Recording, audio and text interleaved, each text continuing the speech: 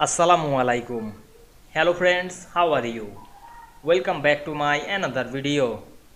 In this video, I am going to show you how to add background image last page in Microsoft Publisher. Let's get started. Firstly, we have to open a Publisher document. Now we want to add background image only the last page. Go to the last page. Then go to page design menu. Then go to the background option and select more backgrounds. Now we can see here open a formatted background. Then we select the picture or picture field. Then click insert. Then go to our file, choose a picture. Now I select this picture and click insert.